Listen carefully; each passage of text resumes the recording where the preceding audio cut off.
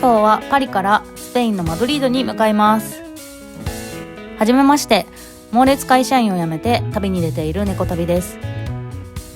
今1ヶ月間のヨーロッパの旅に出ています。これからヨーロッパの各都市を紹介する動画を配信していきますので、ぜひチャンネル登録お願いします。今日はフランスを後にして2カ国目スペインに飛び立ちます。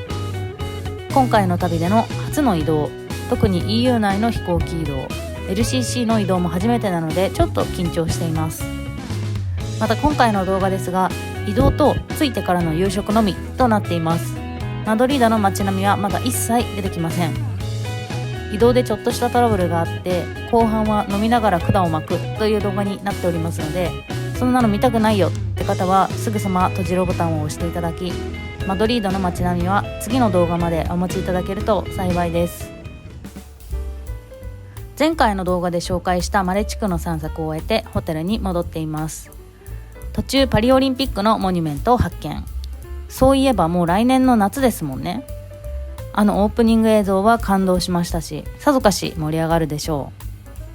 う。パリの最終日はとっても晴れて気持ちが良かったです。セーヌ川にお別れを告げ、いざパッキングしてパリを出発します。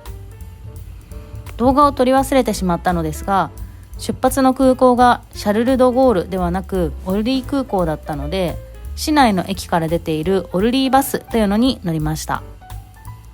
バス停近くの券売機でチケットを買ってバスに乗り込めば空港まで直行してくれるので、とっても便利でした。30分ぐらいの乗車で値段は11ユーロぐらいだったと思います。こちらチェックインカウンターにいたワンちゃんです。こんなに可愛い顔してるのにめちゃくちゃ吠えられました。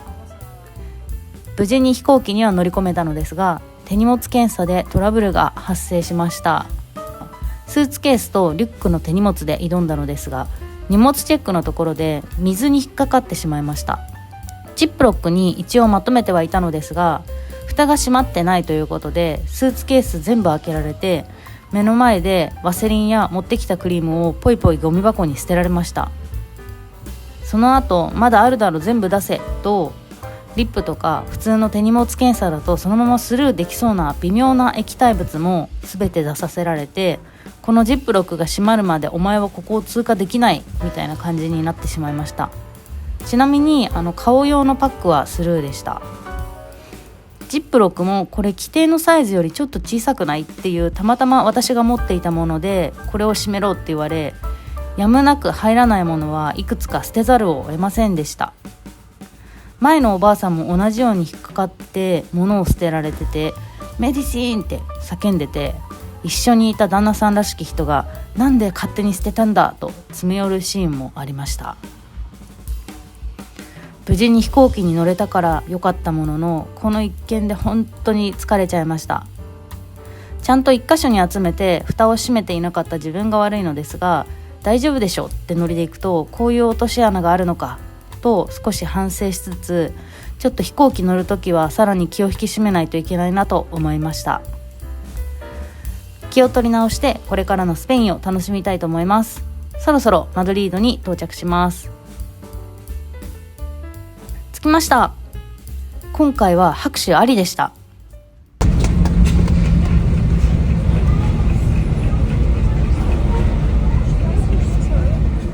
こちらがマドリード空港のターミナル4です。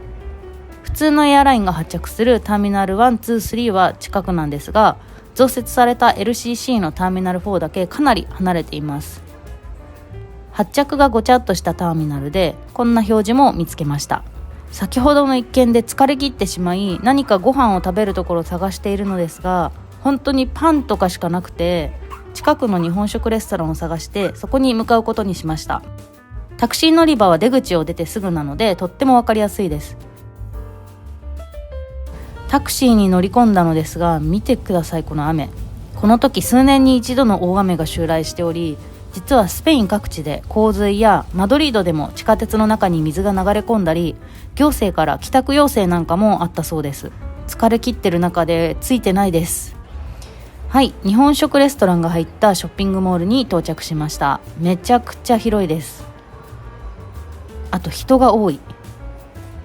そしてレストランが全然見つかりません。フロアマップの場所も分からず、うろうろずっと探しています。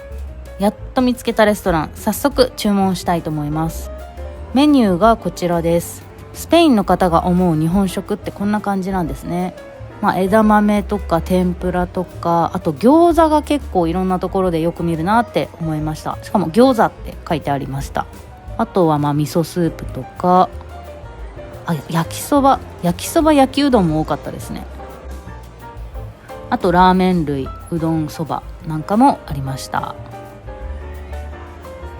今回はビールと味噌ラーメンを頼んでみました。はい、乾杯。ここからは冒頭でお話しした飲みながら管を巻くパートになっています。今振り返ると恥ずかしいんですが、当時その気分で録音して、ちょっとリアルタイム感あるので、そのまま残して動画にすることにしました。今私はマドリードのショッピングセンターの中の日本料理屋に来ています。ちょっとフランスからの移動が疲れすぎて飛行機も遅れるし、あと水分のチェックにめちゃくちゃ厳しくて、全部この袋に詰めろって言われて、なんとなく気持ち詰めてはいたんだけど、蓋が閉まってないからもう一回やれって言われて、カバンの中に他にも入ってた、ちょこまかした水分なんていうんですか、ボトル、水のボトルを全部出されて、これを蓋を閉めてみろみたいな感じで言われて、でその前のおばあさんもこれは薬なんだよっていうやつを全部捨てられてて、でその次私で、逆に私のリュックの中には他にも全然水の入った系のジェルとか、そういうのあって、結構気分ですよね。で勝手にワセリンを捨てられて、かつ足に塗る薬を持ってきたんですけど、それもこれ捨てちゃうよみたいな感じで言われて、それはちょっと待ってくれみたいな感じで止めて、でおばあさんの方はもうそのまま問答無用でゴミ箱にポンポンって捨てられて、ちょっとこの親父って思いながら、手荷物検査を終えて、そこから飛行機が 3,40 分遅れて、長かった。そして、どうにかしてもうそろそろ汁物食べたいって思ってきて、日本食レストランをこのホテルの近くで探したところ、もうこのどでかいイオンですよね。もう要はイオンモールレイクタウンみたいな感じの場所で、とにかくまだ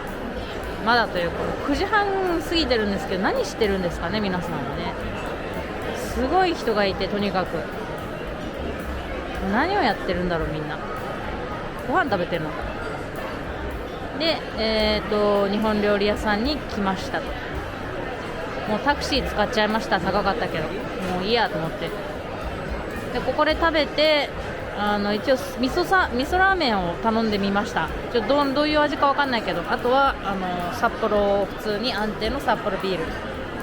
かなり美味しい。毎日飲んじゃってますね。やっぱり毎日飲んじゃってる理由最近分かって、昨日ぐらいまでは時差かなって思ってたんですね。昼間から飲みたいから。全然飲むつもりないのに料理頼んで、一応お酒のページ見とくかって思って見たら、もう気づいたら頼んでて飲んじゃってるんですよね。今夜だけど、だから時差関係ないけどやっぱ飲みたいのは、この旅をしてる中で毎日もお疲れ様っていうことが本当に多くて、今日もそのね、荷物のなんだかんだとか、飛行機遅れましたとか、タクシー想定以上に高かったとか、そもそもこのレストランを見つけるのも、15分ぐらいうろうろして、もう匂いで辿ってますよね。ほぼもう多分3階とかに大きなレストランとかフードコートあるだろうっていう感と、あともう匂いでうろうろしながら食べ物の匂いがしたらそっち行くみたいな、もうかなり野生の勘を働かせてここまでたどり着いて、今に至るという感じですね。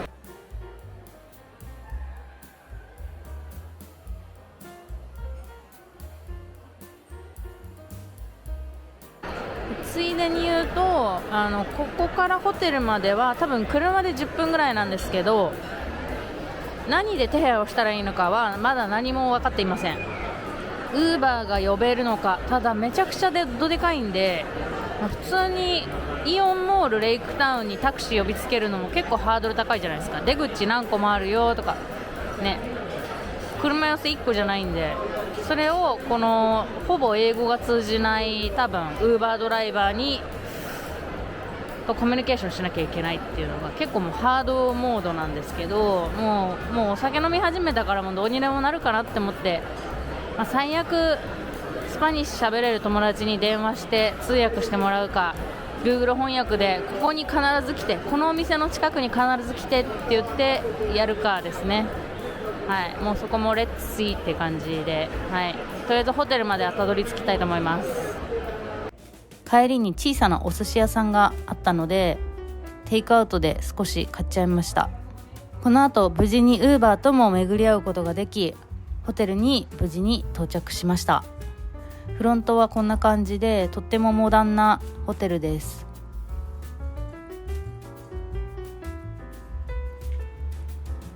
ロビーもとっても広くて、ここで動画編集の作業などもしてました。お部屋もとっても綺麗です。